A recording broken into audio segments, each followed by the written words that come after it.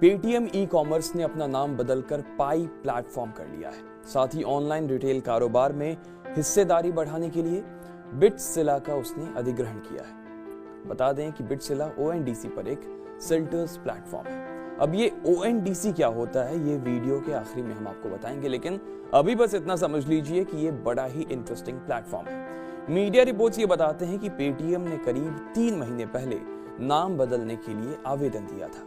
8 फरवरी को उसे company registrar से नाम बदलने की मंजूरी मिल गई थी। कंपनी रजिस्ट्रार की यदि सूचना के मुताबिक कंपनी का नाम Paytm e commerce private limited से बदलकर पाई प्लेटफॉर्म प्राइवेट लिमिटेड कर दिया गया है। Elevation Capitals Paytm e commerce में सबसे बड़ा शेयर होल्डर है। इसे पेटीएम के फाउंडर और CEO Vijay Shekhar Sharma, soft bank और ईबे का भी समर्थन हासिल है।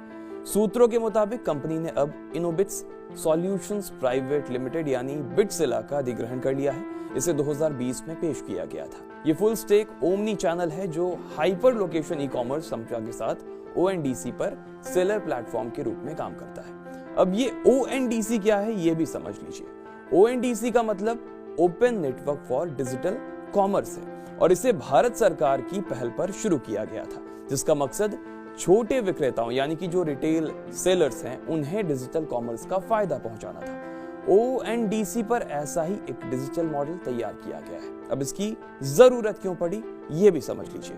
अभी जो मार्केट में ई कॉमर्स कंपनियां हैं वो प्लेटफॉर्म सेंट्रिक है, यानी सामान की खरीद फरोख्त के लिए बायर्स और सेलर्स दोनों एक मार्केट प्लेस पर होना जरूरी है। अब इसे और आसान भाषा में समझिए। मान लीजिए मैं एक सेलर हूं और मैंने कोई प्रोडक्ट जैसे कि ये घड़ी ई कॉमर्स प्लेटफॉर्म पर अमेजॉन लिस्टेड की है। मतलब मैं इस घड़ी को अमेजॉन या फिर फ्लिपकार्ट पर बेचना चाहता हूं। अब किसी शख्स यानी बायर को ये घड़ी खरीदनी है तो उसे अमेजॉन या फ्लिपकार्ट पर रजिस्टर करना होगा। इसका मतलब है सेलर और बायर दोनों को एक मार्केट प्लेस यानी अमेजॉन या फ्लिपकार्ट की वेबसाइट या एप्लीकेशन पर आना पड़ेगा।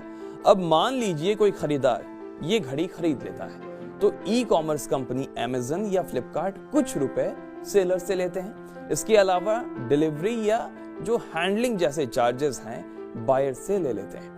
ओएनडीसी इस बात से आजादी दिलाती है। इसमें लिस्टेड प्रोडक्ट्स बायर्स के तय किए रेट पर बिकते हैं। उससे अलग से कोई पैसा ई कॉमर्स प्लेटफॉर्म को नहीं देना पड़ता।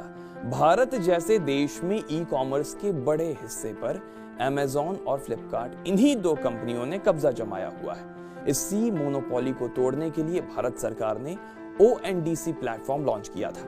ओएनडीसी जैसा कि नाम से मालूम चलता है किसी प्रोडक्ट या फिर सर्विस को खरीदने या फिर बेचने का ओपन प्लेटफॉर्म है। इस पर किसी कंपनी की मोनोपोली नहीं है। इस प्लेटफॉर्म पर बायर्स और सेलर अपनी मर्जी से किसी प्रोडक्ट या सर्विस को खरीद भी सकते हैं और बेच भी सकते हैं। पेटीएम ई कॉमर्स भी